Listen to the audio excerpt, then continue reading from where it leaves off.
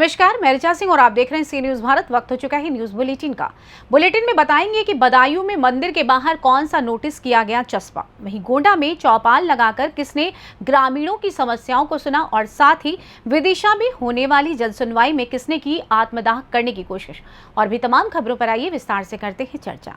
खबर फर्रुखाबाद से आ रही है, जहां थाना जहानगंज के अंतर्गत ग्राम बिड़ैल प्रार्थी आदेश शर्मा, पत्रकार पुत्रगढ़ देवेंद्र कुमार शर्मा, जो बीती रात अपने गांव में ही गिरीश चंद्र शर्मा के घर तिलक समारोह में दावत में गए थे, जिनके साथ कुछ दबंग प्रवृत्ति के लोगों ने गाली गलौज व मारपीट, धार हथियार से हमला कर दिया, जिसके बाद पीड़ित मुकदमा दर्ज कराने की आरोपियों के खिलाफ मांग कर रहा है। पीड़ित का क्या कुछ कहना है, आइए आपको सुनवाते हैं।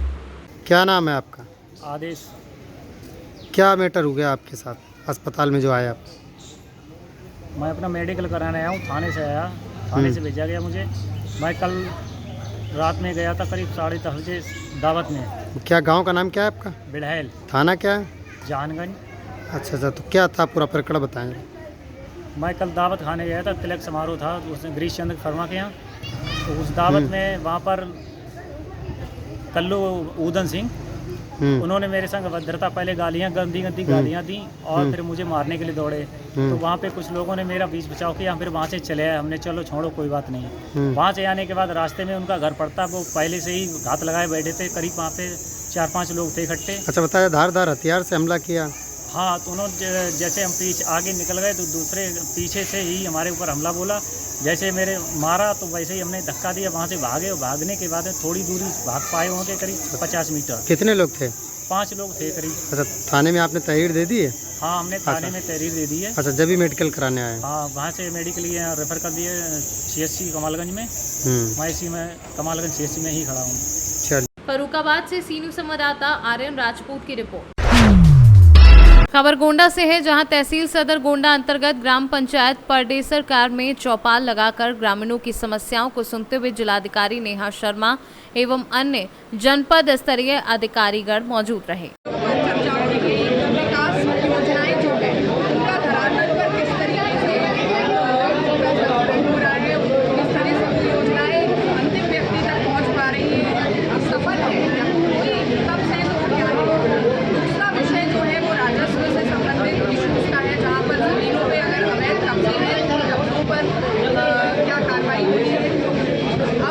वरासत के बहुत सारे मामले आते हैं और ये समय ऐसा है जहाँ पर लेखपालों को और राजस्व निरीक्षकों को मूवमेंट में रहना चाहिए और आपसी समझौते से होने वाली हरबरारी के केसेस को सॉल्व करना चाहिए।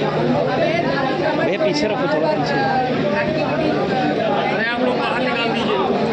और तीसरा बिंदु है वो है आदर्श गाँव की स्थिति में शांति व्यवस्था कायम रहे और अगर कोई हिस्ट्री शीटर्स हैं उनका सत्यापन सत्यापन होना चाहिए, हो रहा है या नहीं हो रहा है, अराजक तत्वों पर क्या पाबंदी करने की कार्रवाइयाँ हो रही हैं, इन तीनों मुद्दों पर बात हो रही है और जहाँ पर भी महिला वाली प्रदर्शन हो रही है उस पर कार्रवाइयाँ हो रही हैं और सामूहिक रूप से एक संवाद की स्थिति बनाई जाए। एक जगह हमें हेल्थ का भी इशू मिला था, जो पिछले गाँव में करके आ रही हूँ, वहाँ पर ANM की उपस्थिति नहीं थी, उनका मूवमेंट भी नहीं था, उनके विरुद्ध कार्रवाई है। अभी दूसरे गांव में सफाई व्यवस्था को लेकर के थोड़ी सी बदहाली बताई गई है, उसमें मैंने कल तक का समय दिया है क्योंकि उस गांव को सफाई को इंश्योर करना है। वहाँ सामूहिक रूप से दोनों तरफ से काम होना चाहिए, जन सहयोग भी काम होना चाहिए और सफाई व्यवस्था में सफाई करनी है, वो एक बगैर व्यक्ति जिनका समय देते हुए उस कार्यवाही को इंश्योर। गोंडा से सी न्यूज संवाददाता राजेश जायसवाल की रिपोर्ट। विदिशा में प्रत्येक मंगलवार को होने वाली जन सुनवाई में आज एक पीड़ित ने एक बार फिर आत्मदाह करने की कोशिश की। दरअसल पूरा मामला गाड़ी के रजिस्ट्रेशन को लेकर है। विदिशा के रहने वाले रायपुरा नई बस्ती के अंतराम जाटव एवं उसकी पत्नी के साथ सिविल लाइन थाना TI और हेड कांस्टेबल के द्वारा FIR दर्ज न करने एवं CM हेल्पलाइन वापस लेने का दबाव बनाने और अभद्र भाषा एवं गाली गलौज करने विदिशा कलेक्ट्रेट जन सुनवाई में अपनी फरियाद देकर पीड़ित पहुंचा, लेकिन जन सुनवाई में भी उसकी सुनवाई नहीं हुई। तभी आला अधिकारी के सामने पीड़ित ने पेट्रोल निकाला और आत्मदाह करने की कोशिश की। मौके पर तहसीलदार ने पीड़ित से पेट्रोल से भरी बोतल छुड़ा ली और पीड़ित को आवेदन सहित एसपी ऑफिस भेज दिया। वहीं सिविल लाइन थाना टीआई योगेंद्र सिंह दागी ने इस पूरे मामले में बताया कि पीड़ित का मामला उपभोक्ता फोरम में चल रहा है। न्यू बस्ती आज आप अपनी पत्नी के साथ जनसुनवाई में पहुंचे, क्या मामला था, काय की जाए थे और क्या आश्वासन मिला यहाँ से? हमें कुछ आश्वासन नहीं हुए। जिस अधिकारी को हमने आवेदन दिया था उसने हमने बोला आत्महत्या कर ले और चांटा उगाड़ के मुझे मारने के लिए पड़ा। कौन बोल मेरा क्या बिगाड़ लेगा? किसने कहा था? जो कोई अधिकारी बैठा था उसका नाम तो मुझे पता नहीं है। तो क्या पूरा मामला क्या है? मामला यह था कि सिविल लाइन थाने में मेरी गाड़ी की रिपोर्ट करवाने गया था। योगेंद्र दांगी टीआई साहब हैं, उन्होंने मुझसे अभद्रता की और गंदी गंदी गालियाँ दी। क्या वजह थी? कहला मैं रिपोर्ट नहीं लिखूंगा तेरा। क्या संबंध सामने में देखो। क्या मामला था? सीएम हेल्पलाइन में मैंने उसकी शिकायत कर दी थी गाड़ी की वजह से। क्या गाड़ी मैंने शोरूम से उठाई थी ग्रीन मोटर से और वो गाड़ी का रजिस्ट्रेशन नहीं दे रहा था मुझे।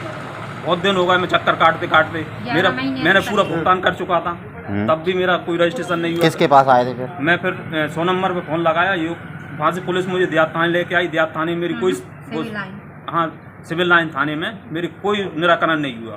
मैंने सीएम हेल्पलाइन शिकायत की, उस शिकायत कटवाने के लिए मुझे टीआई साहब ने बुलाया और मुझसे गंदी गंदी गालियाँ देने लगे कि कोई शिकायत का निराकरण नहीं होगा, जाओ तुम्हें जो करना है। आज आप पेट्रोल लेके जनसुनवाई में पहुंचे थे, क्या वजह थी? क्या करें सर, अब जब हमारी कोई सुनवाई नहीं हो रही तो हमने आत्महत्या करने का निर्णय ले लिया। तो आत्महत्या करने की वो साफ बोलने लगे, जैसे आवेदन दिया था वो साफ बोलने लगे कि आत्महत्या करेगा तो कर ले, और उसने मारने के लिए मेरे हाथ उठाया। देखिए, कल प्राप्त जानकारी के अनुसार कल शाम को अंतराम जाटव जी थाने पर पहुंचे थे। उनका कहना ये था कि एक इलेक्ट्रॉनिक स्कूटी मोटरसाइकिल वाला जो शोरूम वाला है वो उनकी स्कूटी को सही नहीं कर रहा है, बैटरी उसकी ख़राब हो गई है। क्योंकि मामला उनके बीच सिविल प्रकृति का था, इसके बावजूद भी पुलिस के द्वारा दोनों पक्षों को बुलाकर समझाइश दी गई थी और इनका प्रकरण कंज्यूमर फोरम में पूर्व से चल रहा है, जो अभी वर्तमान में पुलिस हस्तक्षेप मामला है। अंतराम जाटव जी स्वयं कंज्यूमर फोरम में गए हैं और वहाँ से इनके प्रकरण का निराकरण होना है। इसी संदर्भ में ये मिथ्या आरोप है उसका। सीएम हेल्पलाइन लगाई थी, उसी के संदर्भ में उन दोनों पक्षों को बुलाया गया था और उसमें उनको समझाइश भी आपस में दी गई थी और यही तथ्य सामने आया था उसमें जांच के दौरान कि उनके द्वारा कंज्यूमर फोरम में अंतराम जाटव जी द्वारा कंज्यूमर फोरम में इसका प्रकरण चालू है और वहाँ लगाया गया है। ये मामला न्यायालय में विचाराधीन सिविल प्रकृति का है। पुलिस उसका जो सहयोग कर सकती है वो करेगी, लेकिन सिविल प्रकृति का मामला है वो न्यायालय की शरण ले चुका है। तो माननीय न्यायालय द्वारा ही जो निर्णय होगा वो सर्वोपरि वो सर्वमान्य। विदिशा से सी न्यूज़ संवाददाता पार्थ कुमार की रिपोर्ट। भागलपुर में नवगछिया एसपी सुशांत सरोज ने प्रेस वार्ता कर इस माह पुलिस की उपलब्धियों के बारे में जानकारी देते हुए बताया कि ऑपरेशन मुस्कान के तहत कुल 5 लोगों को उनके खोए हुए मोबाइल वापस किए गए। एसपी सुशांत कुमार ने बताया कि 1 जनवरी से 30 अप्रैल तक कुल 14 मोबाइल की बरामदगी पुलिस द्वारा की गई और सभी लोगों को मोबाइल वापस कर दिए गए। वहीं मई में 5 मोबाइल बरामद किए गए, जिसे सोमवार को सभी को बुलाकर मोबाइल दे दिया गया। आगे उन्होंने और क्या कुछ बताया, आइए आपको सुनवाते हैं। तक जो नौगछिया पुलिस की उपलब्धि रही है, हालांकि इधर अच्छी गिरफ्तारियां भी हुई हैं, टॉप 10 गिरफ्तारियां से हुई हैं, अच्छा खासा हथियार बरामद हुआ है, जो आप लोगों को प्रेस के माध्यम से जो मीटिंग करते हैं या जो प्रेस रिलीज के माध्यम से आप लोगों को पहले भी दिया जा चुका है। तो ये 1 जून से अब तक जो हुआ है 114 व्यक्ति गिरफ्तारी की गई। इसमें कई क्वालिटी अरेस्टिंग भी है, जैसे आपका 3 हत्या कांडों में गिरफ्तारी हुआ है, 3 हत्या का प्रयास है, 7 हत्या का प्रयास है, पुलिस पे हमला 5 है, SC/ST कांडों में 1 है, सांप्रदायिक मामलों में 4 की गिरफ्तारी हुई है और 3 लूट के कांड गिरफ्तारी हुई है। और जो बरामदगी का आप देखें 11 आग्नेयास्त्र बरामद हुआ है, 36 कारतूस है और बिंडोलिया भी है और बहुत काफ़ी अर्धनिर्मित बट बैरल जो आपका जो भी बरामद हुआ था इस्माइलपुर से बरामद हुआ। उसका चोरी का गाड़ी ट्रैक्टर बरामद हुआ है, 4 पहिया वाहन 2 बरामद हुआ है, मोटरसाइकिल 5 बरामद हुआ है और मोबाइल में लोग 6 बरामद किए। इसी अवधि में जो बजराट टीम है, जो मुख्य शीर्ष का जो एक्यूज है, मुख्य शीर्ष कांड का एक्यूज है, उसका गिरफ्तारी में हम लोग उसका सहयोग लेते हैं। बजराट टीम भी 19 गिरफ्तारी किया है। ये केवल मैं आंकड़ा दे रहा हूँ 1 जून से 18 जून तक का। ALTF यहाँ पर 2 ALTF टीम काम करती है, एक बीरपुर नवछिया, दोनों ALTF मिला करके लगभग 720 लीटर शराब बरामद किया है, देसी विदेशी सभी मिला करके। और थाना स्तर का भी शामिल है कार्रवाई। इसमें 4 भूमि और 2 वाहन का राजसात का प्रस्ताव भी दिया है। 11 प्रस्ताव दिया गया विनिष्टीकरण का। और इस शराब वाले काम में जो गाड़ियां जब्त होती है, 4 मोटरसाइकिल और 2 कार जब्त हुआ है। 50 की एरेस्टिंग हुई है, 5 भट्ठी ध्वस्त किया गया है और 600 लीटर जो जावा होता है उसको भी विनष्ट किया गया है और कई शराब बनाने के उपकरण भी विनष्ट किए गए हैं। प्रिवेंटिव पुलिसिंग जो हम लोग प्रयास करते हैं कि अपराधी के लगाम कैसे लगाया जाए, तो इस अवधि में 34 गुंडा पंजीकृत में नाम दर्ज किया गया है और 3 फरारी रोल है और 2 दोषियां हैं। और इस अवधि में 42 वारंट और 4 कुर्की है उसका भी निष्पादन किया है और 35 वाहन चालकों से 44,000 रुपीज चालान राशि वसूल की गई है। ये रहा 1/6 से लेकर 18/6 तक का उपलब्धि। और उसके पहले मैंने आपको बताया ऑपरेशन मुस्कान के तहत जो मोबाइल खो गया था उसे बरामद कर कर जो उनके जिनका था मोबाइल उनको वापस किया। भागलपुर से सी न्यूज़ संवाददाता राहुल कुमार सिंह की रिपोर्ट। बाराबंकी में बारिश के दौरान आकाशीय बिजली गिरने से चपेट में आए 2 युवक व मवेशी झुलसे। छप्पर के पास आकाशीय बिजली गिरने से उसके नीचे बैठे 2 युवक व मवेशी हुए शिकार। इलाज के दौरान दोनों युवकों को संयुक्त चिकित्सालय सिरौली गौसपुर कराया गया भर्ती। मामला कोतवाली बदोसराय के शाहगढ़ गांव का है। नाम क्या आपका? स्वामीनाथन। गांव कौन था? सागर। क्या हुआ है? तो बारिश हो रही थी काफ़ी तेज, तो 2 लोग आपस में खड़े थे बंगले के नीचे, तो ऊपर से बिजली गिरी और एक बगल में गाय थी वो भी गिर गई। हमारे पिताजी गिर गए, उनके पैर में थोड़ा चोट लग गई और उनके फ्रेंड के थोड़ा सा हाथ में लग गई। बस इतना हुआ। अभी सिरौली अस्पताल लेकर आए हैं लोग। बाराबंकी से सी न्यूज़ संवाददाता विजय सिंह की रिपोर्ट। मेरठ में युवक की गोली मारकर हत्या। युवक की हत्या से इलाके में हड़कंप। युवक की गोली मारकर हत्या की गई। 2 युवकों ने घर में घुस करके गोली मारी। पुरानी रंजिश बताई जा रही है हत्या की वजह।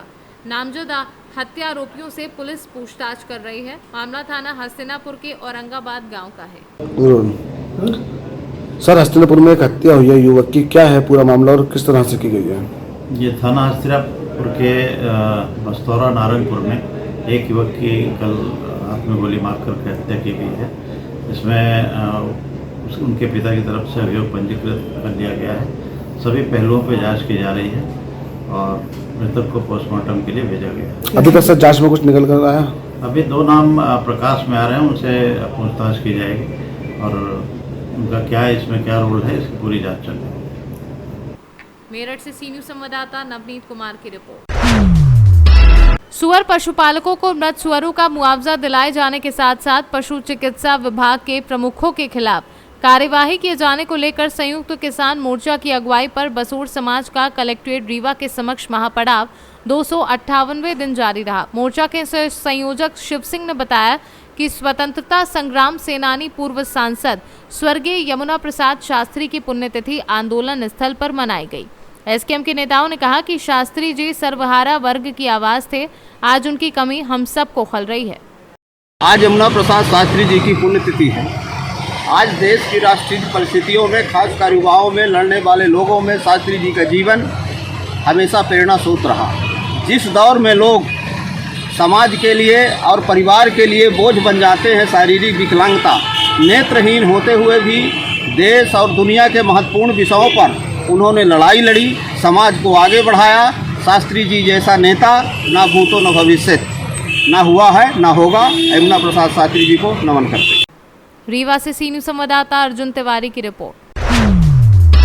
ग्राम पंचायत नाचनखेड़ा की महिला पहुंची कलेक्टर कार्यालय। जनसुनवाई में लगातार शिकायतों के बावजूद भी समस्या जस की तस। घर घर शराब बिक्री पर कलेक्टर से मांग करते हुए ग्राम पंचायत नाचनखेड़ा की महिलाओं ने बताया कि अवैध शराब धड़ल्ले से बिक रही है। मोटरसाइकिल से पेटियां घर पहुंचाई जाती हैं, लेकिन आबकारी विभाग का ध्यान इस ओर नहीं जा रहा है। पूरा गांव नशे से ग्रस्त है। महिलाओं ने शिकायत की है कि अगर शराब बंदी नहीं हुई तो सीएम का घेराव करेंगे। महिलाओं ने प्रशासन से मांग की कि जल्द से जल्द शराब बंद हो। नाचनखेड़ा से आए, हमारी समस्या यही है सर, 2 बार भी हम उसलिए आए थे शराब मुक्ति के लिए। मतलब पहले हमारे नाचनखेड़ा में शराब के ठेकेदार की दुकान थी, वहाँ का लाइसेंस था, वहाँ उनकी दुकान भी नहीं है और उनका लाइसेंस वहाँ से नहीं, वहाँ से उनकी दुकान भातखेड़ा गई है। फिर भी ठेकेदार के आदमी बाइक पर पेटियां ला रहे हैं और उनके एजेंट बेच रहे, गली गली में हमारे अनुसूचित जाति के हमारे मोहल्ले में शराब बेची जा रही है। तो इससे पहले भी आपने शिकायत सर हम तीसरी बार आए अभी, और अब ऐसा लगता है सर शासन के सारे लोग मिले हुए हैं, क्योंकि आबकारी विभाग की जब भी टीम आती है तो जो लोग बेचते हैं उनको कैसे पता चलता है, वो पेटी छुपा देते हैं, उनको फोन आ जाता है कि आप पेटी छुपा दो, हम आ रहे। यदि आपकी मांग पूरी नहीं होती तो क्या करेंगे? सर अगर हमारी मांग पूरी नहीं होती है तो हम इस बार भोपाल जाएंगे, सीएम हाउस जाएंगे, सीएम साहब से मिलने। क्या नाम है आपका? योगिता इंगले। बुरहानपुर से सी न्यूज़ संवाददाता अनिल महाजन की रिपोर्ट। रेवाड़ी में 2 पक्षों में हुए झगड़े का सीसीटीवी फुटेज सामने आया है, जहां 2 पक्षों ने एक दूसरे पर जमकर लात घूसे और लाठी डंडे चलाए। बताया जा रहा है कि घर के गंदे पानी को लेकर विवाद शुरू हुआ था, जिसके बाद कहानी इतनी बड़ी कि यह झगड़ा खूनी संघर्ष में बदल गया। इस घटना में दोनों पक्षों की तरफ से काफी लोग घायल हुए हैं। हमारे पास गांव गुजरवास से 2 शिकायतें आई हैं, जिस पर हमने एफआईआर दर्ज कर ली है। और ये जो मामला जो सीसीटीवी में जो दिखाई दे रहा है, इसमें जो लोग आइडेंटिफाई होने के बाद जो लोग अपराधी चिन्हित होंगे उनको हम गिरफ्तार कर लेंगे। रेवाड़ी से सी न्यूज़ संवाददाता चैन सिंह की रिपोर्ट। फिलहाल इस न्यूज बुलेटिन में बस इतना ही। देश दुनिया की तमाम खबरों की जानकारी के लिए देखते रहें सी न्यूज़ भारत। हर खबर आपके साथ, आपके हाथ।